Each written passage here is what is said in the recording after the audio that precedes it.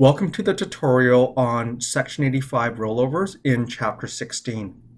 On the next slide, what do Section 85 rollovers accomplish? They're basically a transfer of eligible property from the transferor to the transferee to minimize the tax impact of the transfer of the assets. So let's talk about the transferor. This is the party that is giving up the assets. Now, the transferor could be an individual, corporation, trust, or in the situation of a partner wanting to incorporate, it could be a partner as well. The transferee, the recipient of the assets, must be a taxable Canadian corporation. Now, in terms of what is eligible to be transferred, eligible property includes these items listed here. So capital property. Capital property is property used in a business that could be both depreciable and non-depreciable assets, so land, equipment, for example. Now, inventories are also included as long as they are not inventories of real property. And if we look at the exclusions, inventories of real property. Also excluded are real estate owned by non-residents that are not used in a Canadian business. So that's a list of the assets that are eligible to be transferred in a Section 85 rollover. And once again, the purpose of a Section 85 rollover is to minimize the tax impact of the transfer of these assets. Moving on to the next slide. Now, in order to execute a Section 85 rollover, there must be consideration given to the transferor. So the transferor will transfer assets which are eligible property to the transferee, and the transferee must provide consideration back to the transferor. Now, the consideration must consist of shares of the transferee corporation. And there has to be at least one share. It could just be one share, or it could be more than one share. And also it may, not required, but it may include non-share consideration. Now, the non-share consideration is going to be called boot. Now, in terms of the shares that could be given to the transferor, once again, it must be at least one. It could be common shares, which is referred to as growth shares, preferred shares, which is referred to as non-growth shares, or it could be a combination of the two. Now, in terms of boot, and once again, boot is not required, but if boot is provided as part of the consideration, it could consist of cash, other assets, which is not that common, or it could be new debt that was issued by the transferee. Also, the transferee could assume debt that the transferor previously held as well. That would be part of the boot. Now, generally speaking, the fair market value of the consideration to the transferor, so that would be a combination of the shares and possibly boot that the transferor received, should equal the fair market value of the assets that were given to the transferee. Now, this is done to avoid any unnecessary tax liability. Moving on, when making a Section 85 election or rollover, it needs to be a joint election. That means both the transferor and the transferee must agree to this election, and both parties need to agree to this, and a form must be filed. Form is T2057. Now, if it's a situation where a partner wants to incorporate and a partner is transferring assets to the corporation, then that form would be the T2058. But this form must be filed and it must be jointly elected by both parties. Now, if the parties forget to list an asset on the Section 85 election, then that asset is deemed to have been transferred at fair market value. And this could create a significant tax liability. So care must be taken when completing the Section 85 election. Now, also, if the election is filed late or the parties need to amend the election, let's say they forgot to list an asset on the election, then there is a penalty. Now, the maximum is $100 per month to a maximum of $8,000. So the penalty can be quite hefty. So once again, Proper care and diligence must be taken to ensure the election form is properly filed and complete. Moving on to the next slide. Now, one of the most important parts of completing the Section 85 rollover is establishing the transfer price, also known as the elected value. This will be the price the assets are determined to be transferred at from the transferor to the transferee.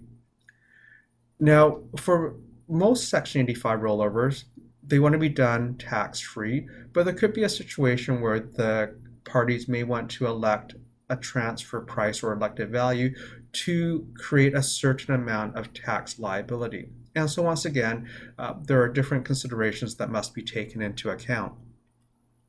In terms of this elected value or the transfer price, whatever the elected value is becomes the proceeds of disposition for the transferor and also becomes the cost of the assets for the transferee. Now, there's also a range that the elected value could be selected from. The upper limit, known as the ceiling, is the fair market value of the asset transfer. So that's the maximum amount of the elected value. Now, the minimum amount, or the floor, of the elected value is the greater of two amounts. So the floor, the minimum amount of the elected value, is the greater of the boot, which is the non-share consideration, and the lesser of a few amounts. Now, the lesser of depends on the type of asset that is being transferred. But let's just talk about the boot first. If the boot is the non-share consideration, if there is no boot provided, that amount would be zero. Remember, we said boot is optional. Now, this floor is the greater of boot and the lesser of. Now, if the asset being transferred is inventory or non-depreciable property, then the lesser of is the fair market value of the asset or the adjusted cost base. Now, if the asset being transferred is depreciable property, then it's the lesser of three amounts: the fair market value of the individual asset, the cost of the individual asset, or, because it's depreciable property, the UCC balance of that particular class. So this, once again, gives us guidance as to what the elected value needs to be. It needs to be between the ceiling, no more than the ceiling, which is the upper limit, and it must be at least the floor, which is the lower limit. So let's move on to the next slide, and let's look at an example. Find assignment problem 16-1 in your textbook, read through the problem, and do part B first. Now, when you look at part B, that's going to be the direct sale of the building and the land directly to Jason border with no Section 85. So let's do part B first. Pause the video now, complete part B, and then resume the video once you're ready to check the answer just to part B first. So pause the video now. Okay, let's look at part B. Now, part B is pretty straightforward. All we're going to do is the land and the building will be sold from Brett to Jason directly without any Section 85. So the tax consequences, we're going to take the proceeds of disposition minus the adjusted cost base for both the land and the building, and we're going to have a capital gain on both the land and the building. Now, the capital gains are only 50% taxable, so then we get our taxable capital gains for, once again, both the land and the building. So let's just summarize these tax consequences. The taxable capital gain on the land, taxable capital gain on the building, and you also should have remembered that there's going to be recapture on the building as well. Now remember, in the CCA class for the building, because we're disposing of the building, we have to subtract the lesser of cost or proceeds. In this example, the lesser would be the cost amount of the building, and so we're going to have recapture of $207,978. So with a direct sale, no Section 85, the total tax consequences would be $335,478. So that's pretty straightforward. We learned about all these rules in the earlier tax course. Now moving on to Part A. Part A, we're going to use a Section 85 rollover. Now, this one's a little bit easier because the elected values have been given already. Now, first of all, see if you can make sure that those elected values fall between the upper limit, the ceiling, and the lower limit, the floor. So do that first, and then work through the tax consequences of the Section 85 rollover, and then also what happens after the Section 85 rollover when Brett sells the shares to Jason. So pause the video now and complete Part A of the question. Okay, let's take a look at the solution to Part A. Now, remember I said, let's check to make sure that the elected value falls between the ceiling and the floor. So the elected value for the land is $462,000. Now that becomes the proceeds of disposition for Brett, the transferor, and that becomes the cost to the transferee, the new corporation. Now we said that for land, the ceiling is the fair market value of the land, and the floor is the greater of two amounts. The fair market value of the boot, which is 0, and the second amount is the lesser of the cost and the fair market value. So the lesser of those two amounts would be the cost of $462. And so once again, the floor needs to be the greater of the boot, which is 0, or $462. So the floor becomes $462. And we know that the elected value was $462. So the elected value does fall between the floor and the ceiling. Now let's look at the building. Now remember we said for the building, because it's a depreciable asset, the floor has a few more one extra consideration. So the elected value was $685,022. Now the ceiling again is the fair market value of the building, the $1,036,000.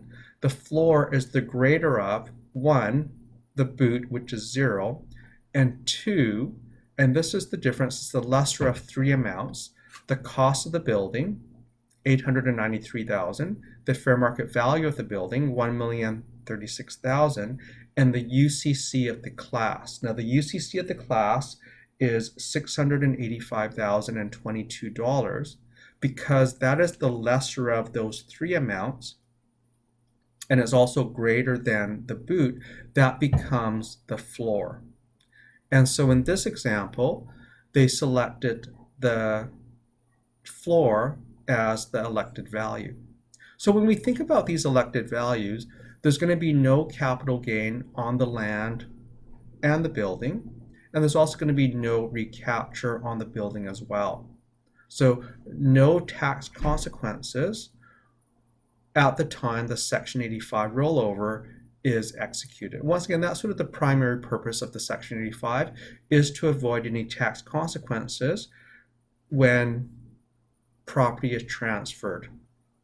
Let's move on to the next slide. And let's just sort of take a look at the share consideration that was provided. Now the total elected value, we add the elected value of the land plus the building, it's $1,147,022. Now because there was no boot, the non-share consideration, or the boot was nil, the elected value becomes the cost of the common shares. Whatever the residual amount is, the total elected value minus the non-share consideration or boot, which in this example is 0, that becomes the cost of the common shares received. Now this is also going to be the PUC, the paid up capital of the common shares as well.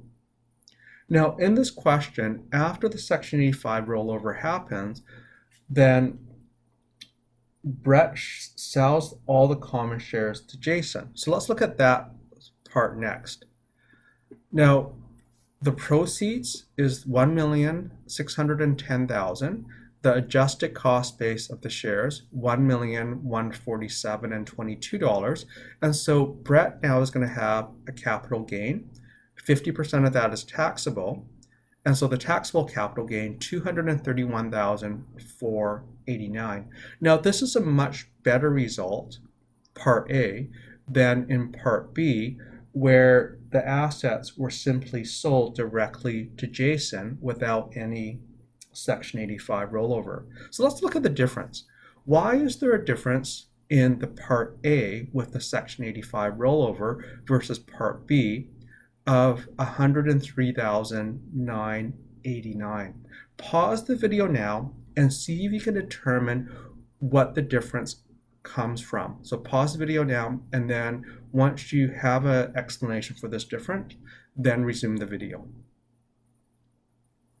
So let's look at the next slide now and see if we can explain what the difference is, where it comes from. Well, if we think about Part B with the direct sale, the recapture of 207,978, that was 100% taxable. Now in Part A, when we use the Section 85 rollover, that recapture was built in to the capital gain, and capital gains are only 50% taxable, and there we get the difference of 103,989. You're probably thinking, well, is this allowed? And there's nothing illegal about this. However, if the purchaser of the shares, James, was identified in advance prior to the Section 85 rollover, and this series of transactions was structured to eventually sell the shares to James, then the CRA could argue that Brett held the shares as inventory for resale to James, not as capital property for the purpose of producing or earning income. If that was the case, if the CRA was successful, then the full gain, the 462,978, could be deemed business income.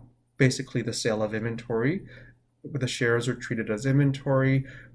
Brett did not hold the shares to earn income. He basically acquired the shares to sell them to James as inventory without earning any income. Then in that situation, it could be deemed to be business income, which would be fully taxable. So that brings us to the end of the solution for assignment problem 16-1, and also to the end of this short tutorial on Section 85 rollovers. Good luck with your studies.